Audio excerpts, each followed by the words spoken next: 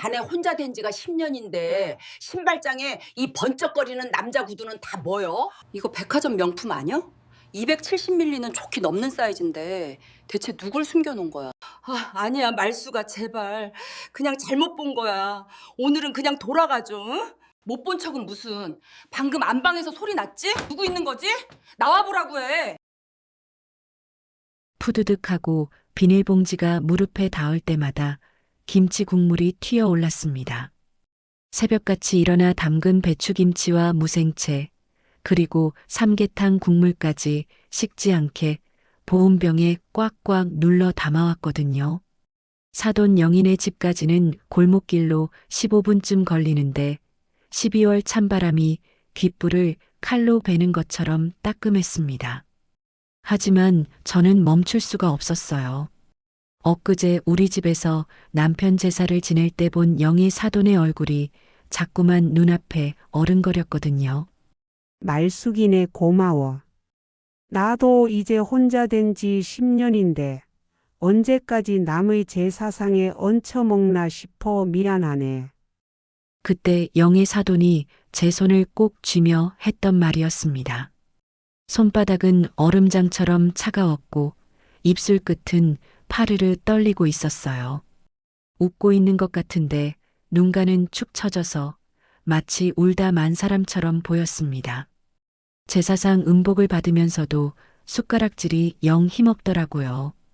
국 한 모금 뜨는데도 손목에 힘이 없어 숟가락을 놓칠 뻔했고 밥알 몇 개 입에 넣고는 한참을 우물우물하다가 그냥 삼켜버리더니 배불러 배불러 하며 수저를 내려놨습니다. 그게 어디 배가 불러서였겠어요?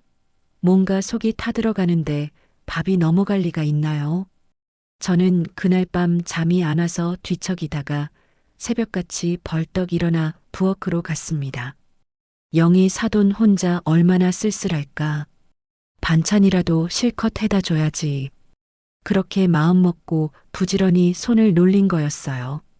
영인의 집 대문 앞에 섰을 때 묘하게 집안이 조용했습니다. 평소 같으면 마당에서 빨래 터는 소리나 라디오 트는 소리가 들렸을 텐데 그날따라 쥐 죽은 듯 고요했어요. 대문 틈새로 들여다보니 마당에 낙엽이 수북이 쌓여 있었고 화분에 심어둔 국화는 시들어 고개를 푹 숙이고 있었습니다. 영희야, 나 말숙이다. 문 좀 열어라. 제가 쇠문고리를 달그락달그락 흔들며 소리쳤습니다. 한참을 기다려도 인기척이 없자 저는 좀 더 큰 소리로 불렀어요. 영희 사돈, 혹시 어디 아픈 거 아니가? 내가 보양식 해왔는디 문 열어봐. 그제야 집안에서 뚜벅뚜벅 발소리가 들렸습니다. 그런데 이상했어요. 그 발걸음이 어쩐지 머뭇거리고 있었거든요. 대문 앞까지 왔다가 멈춰 섰다가 다시 몇 걸음 물러났다가 마치 문을 열까 말까 망설이는 것처럼요. 끼익 하고 대문이 반쯤 열렸을 때 문틈으로 보이는 영희 사돈의 얼굴은 새하얗게 질려 있었습니다. 머리카락은 헝클어져 귀밑머리가 뺨에 찰싹 붙어 있었고 눈두덩이는 퉁퉁 부어 올라 있었어요. 평소 단정하기로 소문난 영희 사돈이 이렇게 흐트러진 모습을 보인 건 10년 만에 처음이었습니다. 말숙이네. 왜 갑자기? 영희 사돈의 목소리는 바람 빠진 고무풍선처럼 힘이 없었습니다. 손으로 대문을 꽉 잡고 있는데 손등에 핏줄이 붉어져 나올 만큼 힘을 주고 있더라고요. 아니, 무슨 일 있나? 얼굴이 왜 그래? 내가 반찬 좀 해왔는디 받아라. 저는 비닐봉지를 들어 보이며 문 안쪽으로 한 걸음 들어서려 했습니다. 그런데 영희 사돈이 황급히 문을 더 좁혀 막아섰어요. 아니야. 괜찮아. 오늘은 좀. 집안이 어질러져 있어서. 어질러지면 어때? 나 남이가? 얼른 들어가자. 국물 식겠다. 저는 영희 사돈의 팔을 살짝 밀치고 안으로 들어갔습니다. 그 순간 묘한 기분이 들었어요. 집안 공기가 평소와 달랐거든요. 어떻게 표현해야 할까요? 누군가 숨죽이고 있는 듯한 팽팽한 긴장감이 느껴졌습니다. 현관에 들어서자마자 제 눈이 신발장으로 향했습니다. 아니, 정확히는 신발장 위에 놓인 그것으로요. 낡은 고무신 2켤레, 빛바랜 운동화 1켤레, 그리고 그 사이로 번쩍번쩍 광이 나는 까만색 가죽 구두가 덩그러니 놓여 있었습니다. 그냥 구두가 아니었어요. 한눈에 봐도 백화점에서 파는 그런 싸구려가 아니라 TV에 나오는 재벌들이나 신을 법한 최고급 정장 구두였습니다. 가죽 표면이 거울처럼 매끈하게 닦여 있었고 구두코는 뾰족하면서도 우아한 곡선을 그리고 있었어요. 무엇보다 그 사이즈가 킹 사이즈였습니다. 아마 270mm는 좋게 되어 보였어요. 영희야, 이게 뭐고? 제 목소리가 떨렸습니다. 영의 사돈의 얼굴을 돌아봤을 때 그 사람은 새파랗게 질린 채 입술만 파르르 떨고 있었어요. 그게 잘못 본 거야, 말수가. 뭘 잘못 봐. 내 눈이 어두운 줄 아나? 자네 혼자 된 지가 10년인데 이게 웬 남자 신발이요? 저는 구두를 집어들었습니다. 묵직한 무게감이 손바닥에 전해졌어요. 안쪽을 들여다보니 금색 글씨로 브랜드 이름이 새겨져 있었는데 제가 평생 처음 보는 외국어였습니다. 구두 밑창에서는 고급스러운 가죽 냄새가 솔솔 풍겼고요. 말수가 그거 내려놔. 제발. 영의 사돈이 떨리는 손으로 제 팔을 잡았습니다. 그런데 그 순간 안방 쪽에서 툭 하고 뭔가 바닥에 떨어지는 소리가 들렸습니다. 제 등골이 서늘해졌어요. 영의 사돈의 눈동자가 안방 문 쪽으로 휙 돌아갔다가 다시 제게로 돌아왔습니다. 그 눈빛에는 공포와 애원이 뒤섞여 있었어요. 집에 누구 있나? 아무도 없어. 아무도. 영의 사돈이 갑자기 제 치마를 와락 붙잡으며 소리쳤습니다. 그때였어요.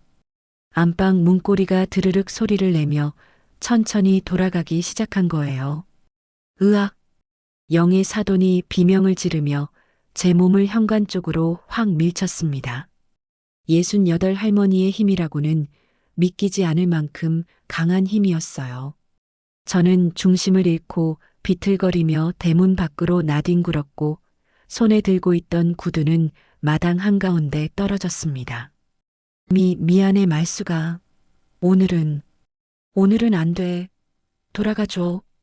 쾅 하고 대문이 굳게 닫혔습니다. 안쪽에서 빗장 걸리는 소리가 철컥 들렸어요. 저는 마당에 떨어진 비닐봉지를 주워들고 멍하니 닫힌 대문을 바라봤습니다. 귓가에 맴도는 건 영의 사돈의 떨리는 비명소리와 안방 문고리가 돌아가던 그 소름 끼치는 소리뿐이었습니다.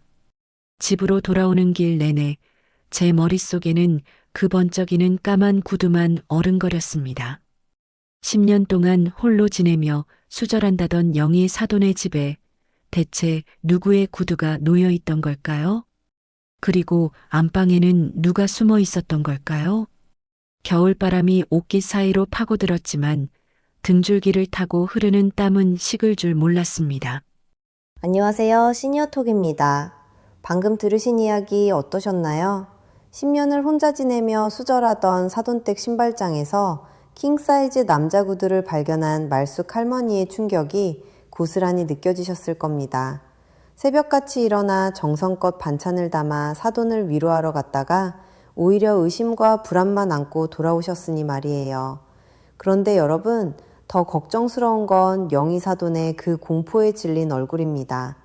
안방에서 들리던 인기처, 돌아가는 문고리 소리. 대체 누가 숨어 있었던 걸까요?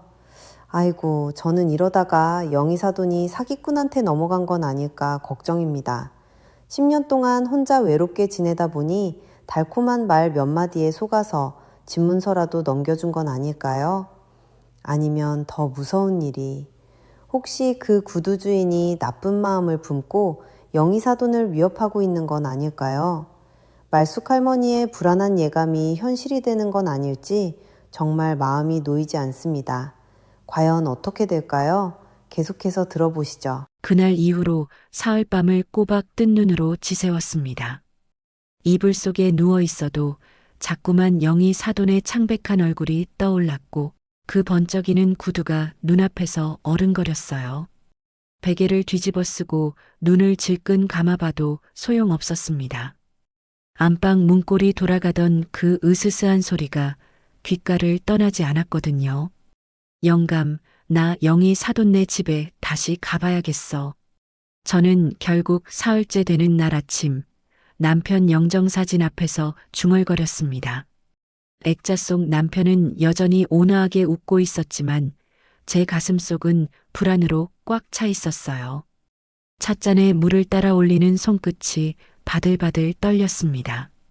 점심때쯤에서 다시 영인의 집으로 향했습니다. 골목 어귀에 들어서는데 저 멀리서부터 무언가 심상치 않은 기운이 느껴졌어요. 대문 앞에 가까워질수록 고함 소리가 뚜렷하게 들려왔습니다. 이 집에 있는 게 다 내 거야. 왜 딴 놈한테 퍼주고 그래? 남자의 목소리였습니다. 굵고 거친 술 취한 사람 특유의 어눌한 발음이 섞인 목소리였어요. 제 심장이 쿵쾅거리기 시작했습니다. 발걸음을 재촉해서 대문 앞까지 달려갔을 때 눈앞에 펼쳐진 광경에 저는 그만 입을 막고 말았습니다. 마당 한가운데 이불과 옷가지들이 마구 내던져져 있었어요. 영희 사돈이 아끼던 자개장 서랍이 뜯겨나가 있었고 안에 보관하던 옷가지들은 흙바닥에 뒹굴고 있었습니다.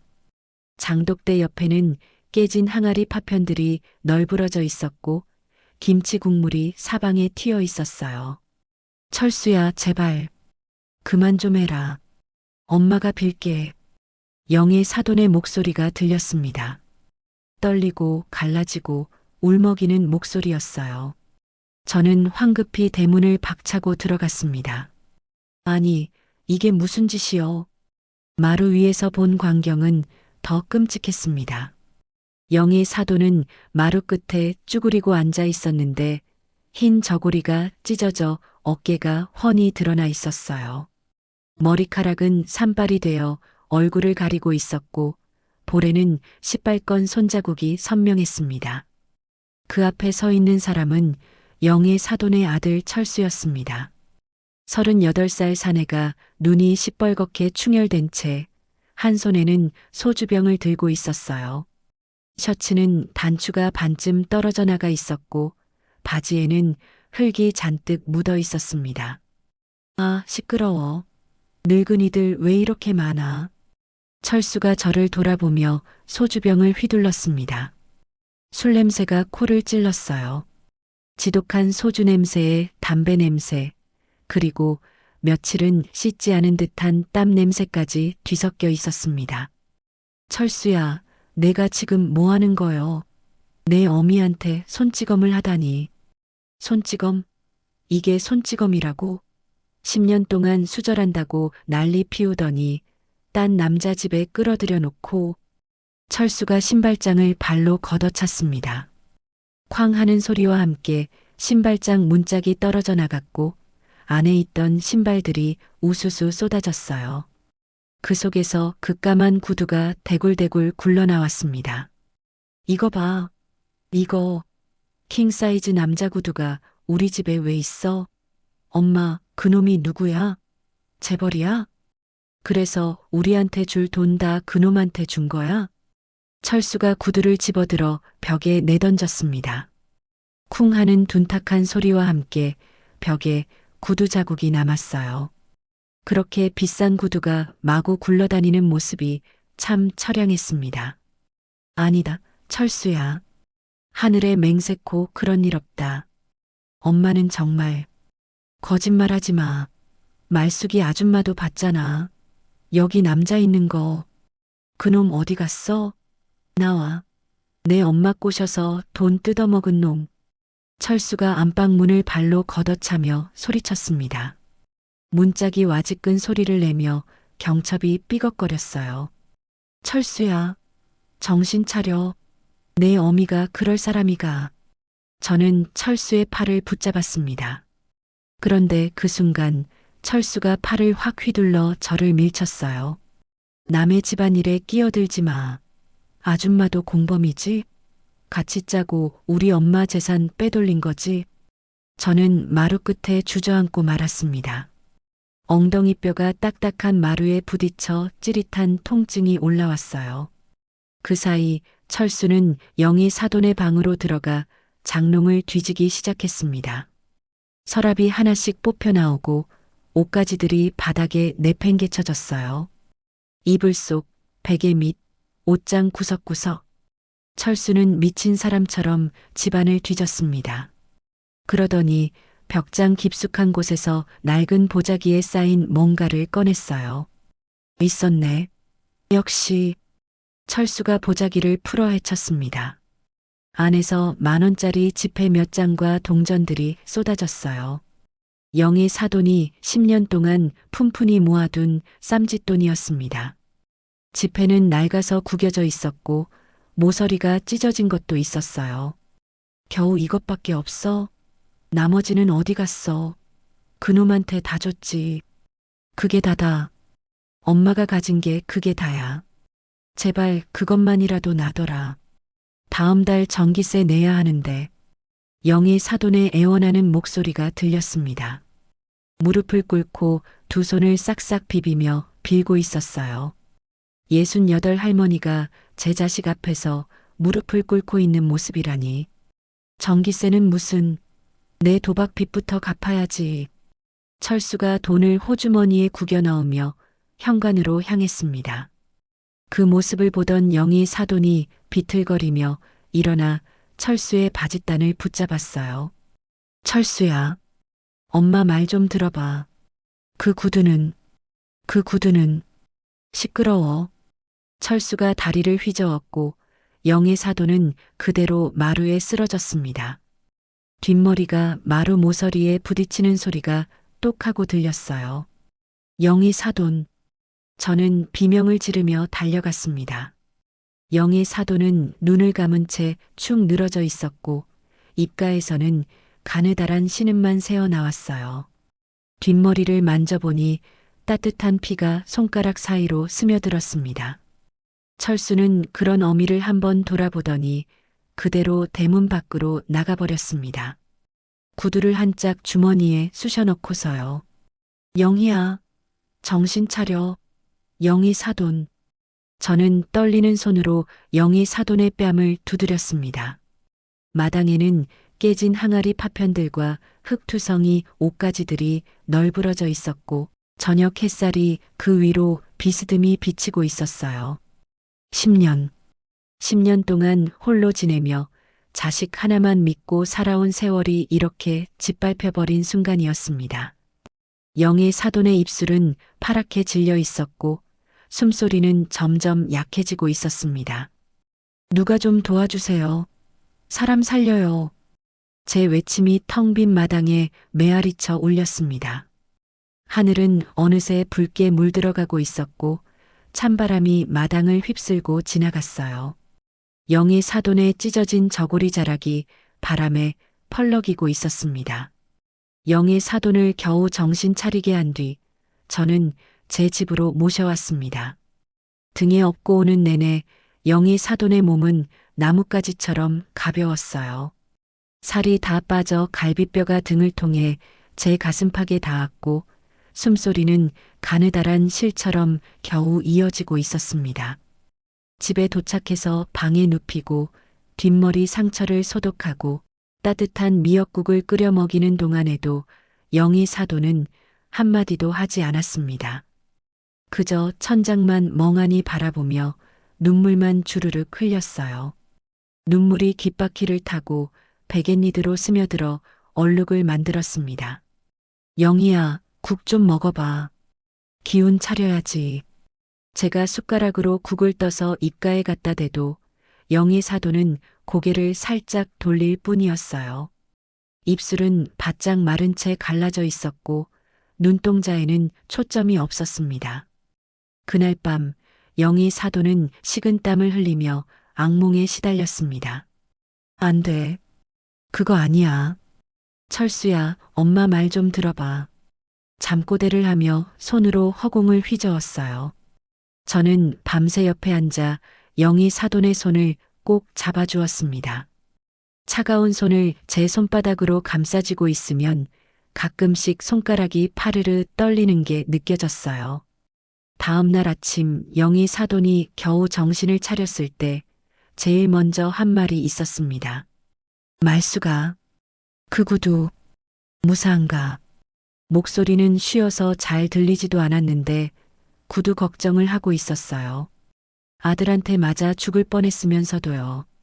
아이고, 그 구두가 뭐라고 그래. 내 몸 걱정이나 해라. 아니야. 그 구두 소중한 거야. 꼭 찾아야 해. 영희 사돈이 일어나려고 버둥거렸습니다. 하지만 기력이 없어 그대로 주저앉고 말았어요. 저는 영희 사돈을 다시 눕히며 한숨을 쉬었습니다.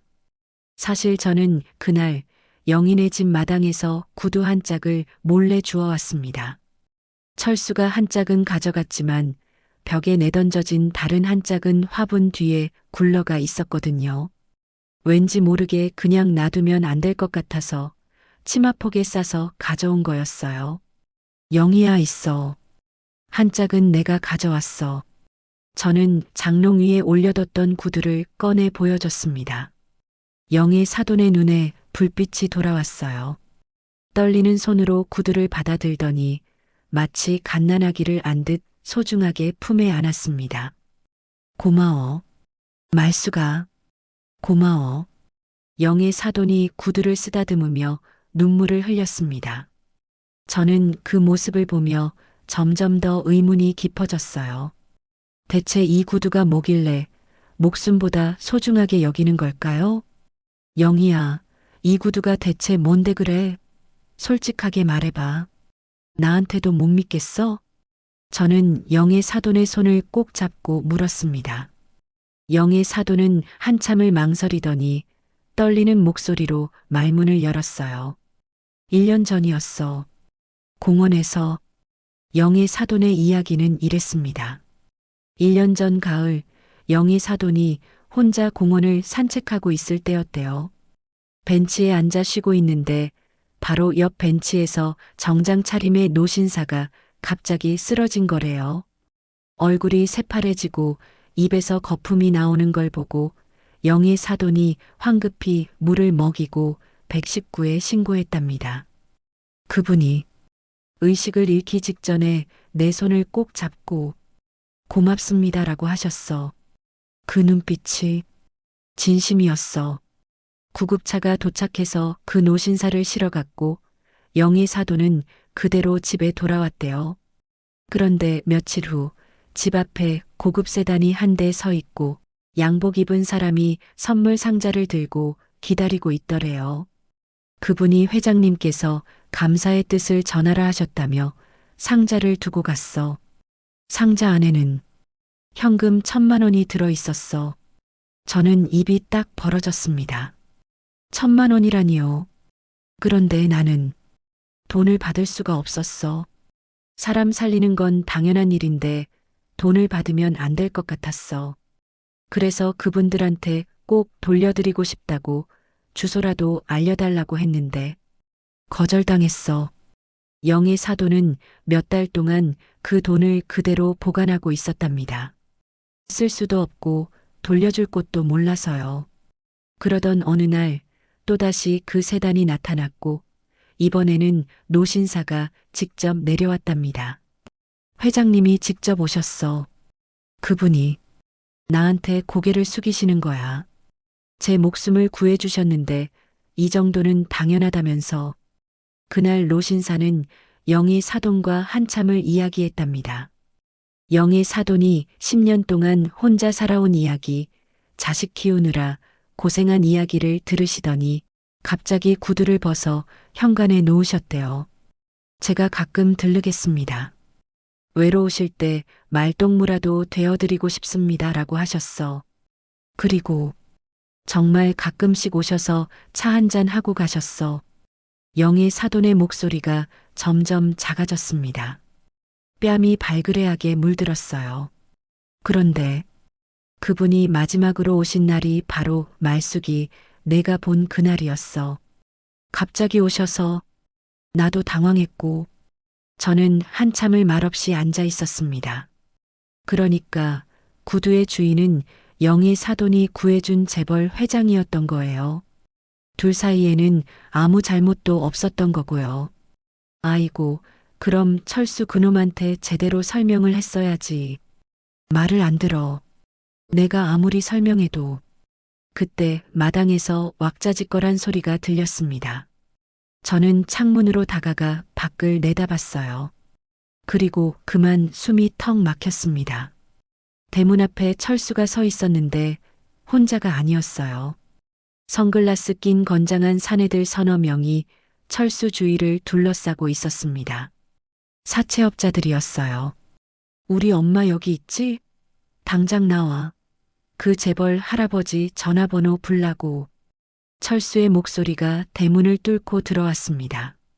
영의 사돈이 창문 쪽을 보더니 온몸을 부들부들 떨기 시작했어요. 저 사람들이. 영의 사돈의 눈동자에 공포가 가득했습니다. 저는 영의 사돈을 꼭 껴안으며 중얼거렸어요. 괜찮아, 내가 있잖아. 내가 지켜줄게. 하지만 제 목소리도 떨리고 있었습니다. 대문을 쾅쾅 두드리는 소리가 점점 커지고 있었거든요. 나와. 안 나오면 문 부수고 들어간다. 그 순간 제 손에 들린 구두가 눈에 들어왔습니다. 한참을 들여다보다가 문득 구두 밑창이 이상하게 보였어요. 자세히 보니 가죽 밑창에 금색으로 뭔가 새겨져 있었습니다. 이게 뭐지? 저는 돋보기를 가져와 구두 밑창을 들여다봤습니다. 작은 금색 글씨로 K, H&Y, H라는 이니셜이 정교하게 새겨져 있었어요. 맞춤 제작된 구두였던 겁니다. 바로 그때 거실에 있던 제 딸 순자가 스마트폰을 들고 달려왔습니다. 엄마, 이 구두 사진 찍어서 검색해 봤는데 대박이야. 순자가 핸드폰 화면을 제 눈앞에 들이댔어요. 화면에는 신문 기사 사진이 떠 있었는데 정장 입은 노신사가 회의장에 들어서는 사진이었습니다. 그리고 그분이 신고 있는 구두가 바로 지금 제 손에 들린 이 구두와 똑같았어요. 엄마, 이 사람 강성그룹 강현욱 회장님이야. 국내 1위 대기업 회장님이라고. 그 구두가 1억 원짜리 수제 구두래. 저는 구두를 떨어뜨릴 뻔했습니다. 1억 원이라니요? 기사 보니까 이탈리아에서 특별 주문 제작한 거래. 전 세계에 단 한 켤레밖에 없는 구두라고. 쾅! 쾅! 쾅! 대문 두드리는 소리가 더 격렬해졌습니다. 5분 안에 안 나오면 진짜 부수고 들어간다. 철수의 고함이 들렸어요. 영의 사돈은 이불을 뒤집어 쓰고 흐느끼기 시작했습니다. 제 머릿속이 하얘졌어요. 1억짜리 구두를 신는 재벌 회장님과 우리 영의 사돈 사이에 그런 인연이 있었다니. 그리고 지금 대문 밖에서는 페륜아들이 그 사실을 이용해 돈을 뜯어내려 하고 있었습니다. 영의 사돈, 우리 어떡하면 좋겠어? 저는 떨리는 목소리로 물었습니다. 창밖으로 보이는 저녁 하늘은 점점 어두워지고 있었고 대문 앞의 그림자들은 점점 더 위협적으로 다가오고 있었습니다. 구두 한 짝이 바닥에 놓여 있었어요. 번쩍이는 까만 가죽에 저녁 햇살이 반사되어 마치 마지막 희망의 불빛처럼 반짝이고 있었습니다. 쾅! 쾅! 쾅! 대문이 거의 부서질 듯 요란하게 흔들렸습니다. 저는 영의 사돈을 방에 두고 떨리는 다리로 마당으로 나갔어요. 지금 나간다. 조금만 기다려. 제가 소리쳤지만 목소리가 제대로 나오지 않았습니다. 목구멍이 바짝 말라 쉰 소리만 나왔거든요. 대문 빗장을 여는 손이 부들부들 떨렸어요. 대문을 열자마자 철수가 벌컥 안으로 들이닥쳤습니다. 뒤따라 선글라스 낀 사채업자들이 줄줄이 따라 들어왔어요. 넷, 아니 5명이었습니다. 우리 엄마 어디 있어? 당장 나오라고 해. 철수가 제 어깨를 확 잡아챘습니다.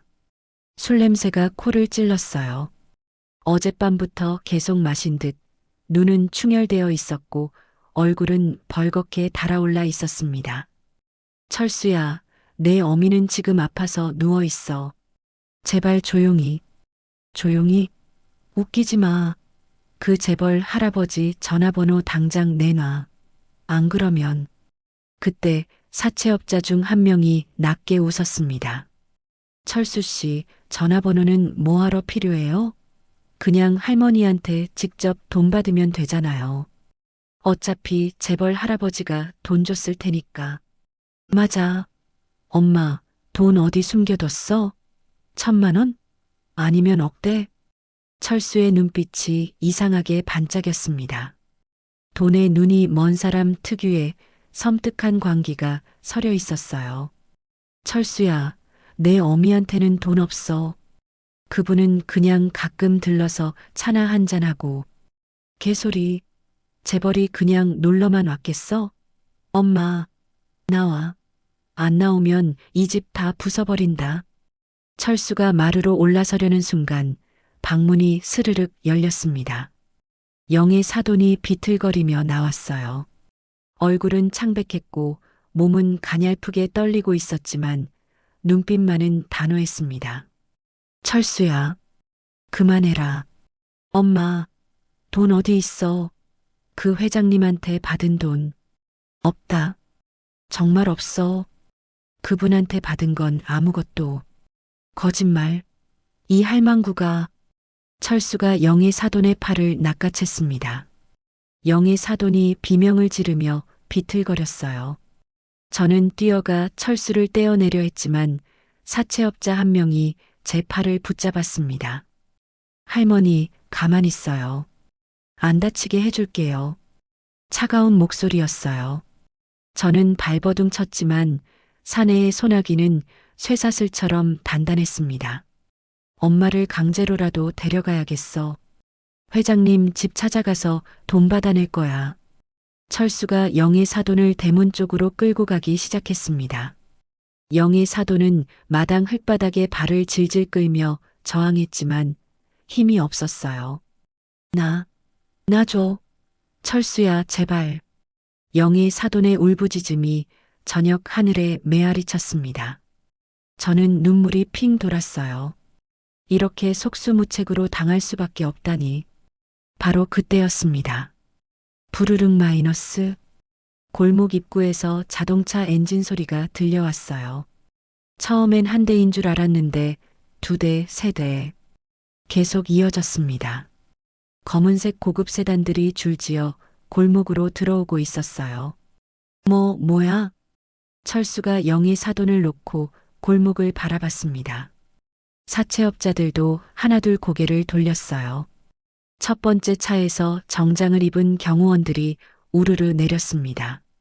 키가 훤칠하고 어깨가 넓은 영화에서나 보던 전문 경호원들이었어요. 그들이 양쪽으로 길을 내주자 가운데 차문이 천천히 열렸습니다. 그리고 그분이 내리셨습니다. 흰머리를 깔끔하게 빗어넘긴 노신사. 네이비색 양복은 구김 하나 없이 완벽했고 넥타이는 은색으로 빛났어요.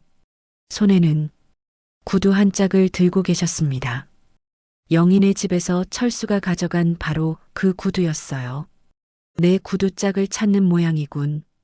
노신사의 목소리는 낮고 위엄이 있었습니다. 한마디 한마디가 무게감 있게 공기를 가르며 전해졌어요. 누구세요? 철수가 뒷걸음질 쳤습니다. 사채업자들도 서로 눈치를 보며 물러섰어요. 강성그룹 회장 강현욱이라고 하네. 그 순간 골목이 순식간에 얼어붙었습니다. 철수의 얼굴에서 핏기가 싹 가셨어요. 사채업자들은 입을 딱 벌린 채 굳어버렸습니다. 저기, 회장님, 저희는 그냥 사채업자 한 명이 말을 더듬었습니다. 하지만 강 회장은 손을 들어 그 말을 막았어요. 자네가 박철수 군인가? 예. 자네 어머니를 폭행했다지? 강 회장이 한 걸음 한 걸음 철수 쪽으로 다가왔습니다. 구두 밑창이 흙바닥을 밟을 때마다 또각또각 소리가 났어요. 그 소리가 마치 심장 고동 소리처럼 들렸습니다. 그건 오해입니다. 저는 그냥 오해? 내가 직접 봤네. 자네가 어머니 돈을 빼앗고 집을 난장판으로 만들고 폭행한 걸 다 봤어. 철수는 말문이 막혔습니다. 뒤로 물러서다가 담벼락에 등이 닿았어요. 그리고 자네, 내 구두를 훔쳐갔더군. 강 회장이 손에 든 구두를 들어 올렸습니다. 저녁 햇살을 받아 구두가 번쩍 빛났어요. 죄송합니다. 제가 잘못했습니다. 철수가 무릎을 꿇었습니다. 사채업자들도 하나둘 고개를 숙이기 시작했어요. 자네 어머니가 10년간 지킨 것 말이야. 강 회장이 영의 사돈을 돌아보며 말을 이었습니다. 정절이 아니었네. 자네 같은 놈도 자식이라고 품은 그 깊고 넓은 사랑이었어. 강 회장의 목소리에 깊은 울림이 실렸습니다. 영의 사돈은 그 자리에 주저앉아 소리 없이 울기 시작했어요. 그런데 자네는 그 사랑을 짓밟았어. 도박 빚에 허덕이면서 어머니 피 같은 돈을 뜯어내고 심지어 내 이름을 팔아 사기를 치려고 했지? 아닙니다. 저는 거짓말 말게. 자네가 어제 술집에서 우리 엄마 재벌 회장 애인이니까 돈 빌려줘도 된다고 떠벌린 거 다 알고 있네. 철수의 얼굴이 흙빛으로 변했습니다. 강 회장은 주머니에서 서류 봉투를 꺼냈어요. 여기 자네 도박 빚 내역이 있네. 총 3천만 원. 그리고 불법 대부업체에서 받은 돈이 2천만 원. 사기 혐의로 고소당한 거니 4건. 서류들이 철수 앞으로 휙휙 던져졌습니다. 철수는 그 서류들을 바라보며 온몸을 떨었어요. 이 서류들을 전부 경찰에 넘겼네. 자네는 내일부터 조사를 받게 될 거야. 회장님, 용서해 주십시오. 제가 정말 잘못했습니다. 철수가 강 회장의 발을 붙잡으려 했습니다. 하지만 경호원들이 재빨리 가로막았어요. 그리고 자네 어머니에 대한 접근 금지 명령도 신청해뒀네. 앞으로 100m 이내로 접근하면 바로 구속이야. 강 회장의 눈빛이 서슬퍼렇게 빛났습니다. 어머니 눈에 피눈물 나게 한 죄, 평생 감옥에서 갚게 해주마. 그 말에 철수는 그대로 바닥에 주저앉았습니다. 사채업자들은 이미 골목 밖으로 도망가고 있었어요. 경찰이 곧 도착할 거네. 얌전히 기다리게. 강 회장이 경호원들에게 고개를 끄덕이자 그들이 철수를 둘러쌌습니다. 철수는 바닥에 엎드린 채 흐느끼기 시작했어요. 엄마, 미안해. 하지만 영희 사도는 고개를 돌렸습니다. 더 이상 그 아들을 볼 수 없다는 듯이요. 강 회장은 영희 사돈에게로 천천히 걸어왔습니다. 그리고 무릎을 꿇고 영희 사돈과 눈높이를 맞추셨어요. 몰래 돕으려다 오히려 곤란하게 해드려 죄송합니다. 강 회장이 깊이 고개를 숙였습니다. 그 모습에 저는 눈물이 핑 돌았어요. 재벌 회장이 무릎 꿇고 사과하는 모습이라니. 회장님, 아닙니다. 저야말로 영의 사돈이 떨리는 목소리로 말했습니다. 아닙니다. 제가 신분을 숨기고 찾아뵌 게 잘못이었습니다. 하지만 부인께서 베푸신 은혜를 어찌 잊을 수 있겠습니까? 강 회장이 구두 한 짝을 영의 사돈 앞에 놓으셨습니다. 저는 집 안으로 달려가 제가 가지고 있던 다른 한 짝을 가져왔어요. 두 짝이 나란히 놓이자 완벽한 한 쌍이 되었습니다. 이제 짝을 찾았습니다. 강 회장이 미소 지으며 말씀하셨어요. 저녁 하늘은 어느새 붉은 노을로 물들어 있었고 그 빛이 구두 위로 부드럽게 내려앉고 있었습니다. 경찰이 철수를 데려간 뒤 골목은 다시 평화로워졌습니다. 강 회장의 경호원들이 어느새 영인의 집을 말끔히 치워놓았더라고요. 마당에 널브러져 있던 살림살이들을 제자리에 놓고 깨진 항아리 파편들을 치우고 심지어 흙바닥까지 깨끗하게 쓸어놨어요. 부서진 신발장도 새 것으로 교체되어 있었습니다. 이럴 필요까지야. 영희 사돈이 난처해하며 말했습니다. 하지만 강 회장은 손사래를 치셨어요. 당연한 일입니다. 제 구두 때문에 곤란을 겪으셨으니까요. 강 회장은 그날 저녁 저희 집에서 차 한 잔을 하셨습니다. 제가 끓인 보리차를 찻잔에 따라드렸는데 그분은 두 손으로 정중히 받으시더니 한 모금 마시고는 평생 마셔본 차 중에 가장 맛있습니다라고 하셨어요. 빈말이 아니라 진심이 담긴 말투였습니다. 영희 부인, 제가 감히 부탁 하나만 드려도 될까요? 말씀하세요, 회장님. 이제 더는 혼자 외로워하지 마십시오. 제가 가끔 들러뵙고 싶은데 괜찮으시겠습니까? 강 회장의 목소리가 떨렸습니다.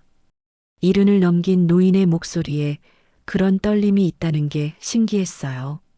영의 사돈의 뺨이 살짝 붉어졌습니다. 저야 회장님이 오신다면 영광이죠. 영광이라니요. 제가 영광입니다. 두 노인이 마주보며 미소 지었습니다. 그 미소에는 뭔가 오랜 세월 혼자 살아온 사람들만이 나눌 수 있는 따뜻함이 배어 있었어요. 저는 옆에서 그 모습을 보며 슬며시 웃었습니다. 영희 사돈이 10년 만에 처음으로 편안한 표정을 짓고 있었거든요. 어깨에 힘이 들어가지 않았고 눈가의 주름도 부드러워 보였습니다. 말숙이 부인, 강 회장이 제게 말씀하셨어요. 고맙습니다. 영희 부인을 지켜주셔서요. 아이고, 뭐려. 사돈 사이잖습니까? 당연한 일이지요. 아닙니다. 세상에 당연한 선행은 없습니다. 부인의 선한 마음이 영희 부인을 구했습니다. 강 회장이 깊이 고개를 숙이셨어요. 저는 얼떨떨해서 손만 휘저었습니다. 그날 밤 강 회장이 돌아가신 후 저는 영희 사돈과 마주 앉아 또 차를 마셨습니다. 창밖으로 보름달이 둥글게 떠올라 마당을 환하게 비추고 있었어요. 말수가, 응, 고마워. 내가 아니었으면 나 어떻게 됐을지 몰라. 영희 사돈이 제 손을 꼭 잡았습니다. 손바닥이 따뜻했어요. 엊그제까지만 해도 얼음장처럼 차갑던 손이었는데 말이에요. 무슨 소리요? 우리 사돈 아니가. 정말 고마워. 내가 내 구두를 주워줘서. 영희 사돈의 눈에 눈물이 고였습니다. 하지만 슬픈 눈물은 아니었어요. 뭔가 해방된 것 같은, 자유로워진 것 같은 눈물이었습니다. 이제 철수 걱정은 안 해도 되겠네? 응. 회장님이 좋은 변호사도 연결해 주셨어. 철수가 제대로 교화받을 수 있도록 도와주신대. 엄한 벌도 받아야 하지만 그래도 제대로 된 사람으로 다시 태어나길 바란다고. 영희 사돈의 목소리가 떨렸습니다. 자식을 완전히 버릴 수는 없는 게 어미의 마음인가 봅니다. 하지만 이제는 그 사랑이 제대로 된 방향으로 가게 된 거였어요. 계절이 바뀌었습니다. 겨울이 지나고 봄이 왔고 여름을 거쳐 다시 가을이 왔어요. 그동안 강 회장은 정말 자주 들르셨습니다. 일주일에 한두 번씩, 때로는 그냥 차만 한잔 하고 가시고 때로는 함께 공원을 산책하기도 하셨어요. 영희 사돈의 얼굴에는 점점 생기가 돌기 시작했습니다. 머리도 단정하게 빗었고 옷매무새도 신경 쓰기 시작했어요.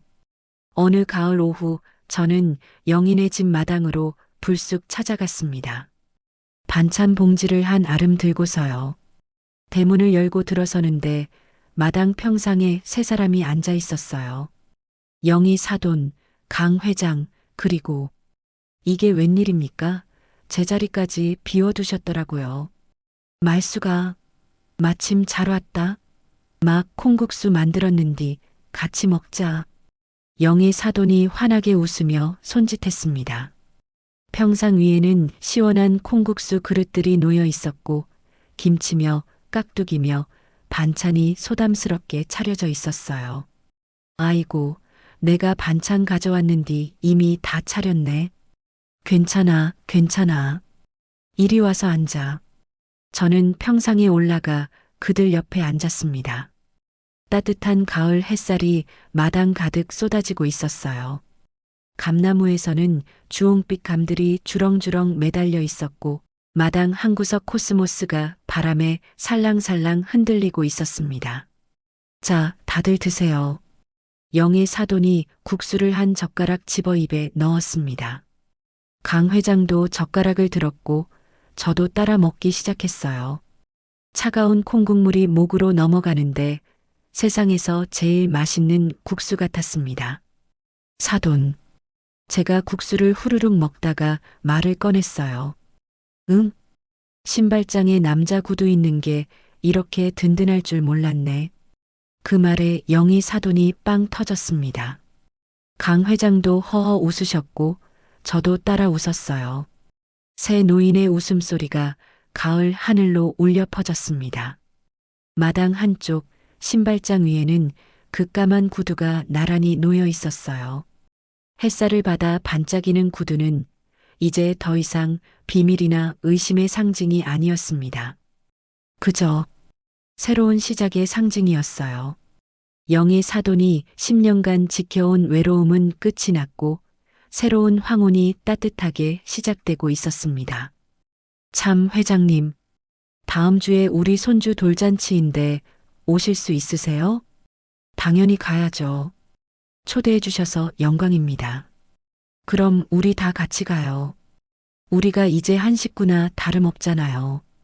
영의 사돈의 말에 모두가 고개를 끄덕였습니다. 평상 위로 따뜻한 바람이 불어왔고 감나무 잎사귀들이 바스락거렸어요. 이제 영인의 집 신발장에는 구두 한 켤레뿐 아니라 자주 찾아오는 손님들의 신발도 함께 놓이게 되었습니다. 외로움으로 가득했던 그 집은 이제 웃음과 따뜻함이 넘치는 집이 되었어요.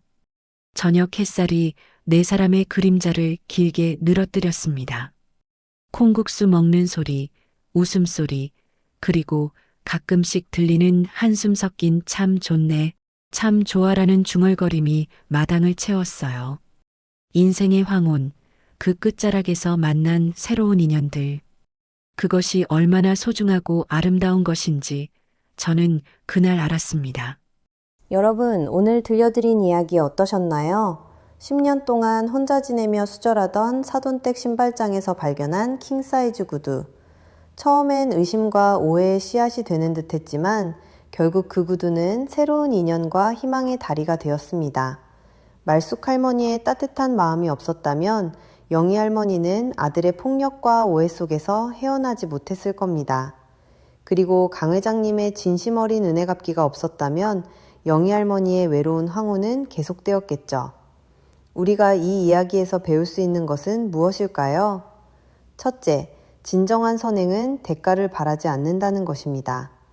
영희 할머니는 그저 쓰러진 노인을 도왔을 뿐인데 그 선행이 돌고 돌아 자신의 삶을 구원해 주었습니다. 둘째, 이웃의 관심과 사랑이 얼마나 중요한지 깨닫게 됩니다. 말숙 할머니처럼 옆집 사정을 살피고 도와주는 마음이 있다면 세상은 훨씬 따뜻해질 것입니다. 셋째, 나이가 들었다고 새로운 시작이 없는 것은 아닙니다. 68, 72, 숫자가 무슨 상관입니까? 진심으로 통하는 인연은 언제든 시작될 수 있습니다. 여러분의 신발장에도 누군가의 따뜻한 마음이 놓여 있기를 바랍니다. 그것이 구두든 운동화든 슬리퍼든 그 신발의 주인이 여러분의 삶에 온기를 가져다주는 소중한 인연이기를 바라요. 여러분의 소중한 사연도 기다리고 있습니다. 댓글이나 메일로 남겨주세요. 언제나 귀 기울여 듣겠습니다. 그럼 다음에 또 만나요. 오늘도 건강하시고 행복하세요. 시니어톡이었습니다.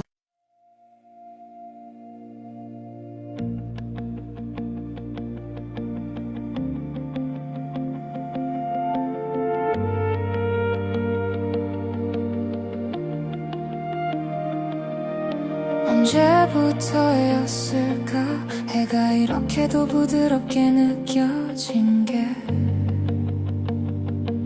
창가에 기대한 자 지나온 나를 떠올리면 조금은 서러운 듯 조금은 고마운 마음이 주름진 손등 위에 조용히 내려앉네요. 잘 버틴 날들 속에 아직 남은 숨결처럼 내 안에 작은 빛이 아직도 살아있죠. 지금부터 다시 피어날 우리 청춘이야. 늦은 계절 따윈 없는 거겠죠. 수고했다 괜찮다고 내 마음을 안아주며 오늘을 살아요. 이 순간이 선물처럼 아무에게도 못한 말 밤마다 접어두었던 한숨들 나만 뒤처진 것 같아 괜히 작아지던 날들 그 모든 낮은 목소리 쓸쓸한 발자국들이 지금의 나를 만든 조용한 기도였겠죠. 넘어지고 깨진 채로 겨우 일어나던 날도 여기까지 온 나를 이제는 안아줄래요. 지금부터 다시 피어날 우리 청춘이야. 잃어버린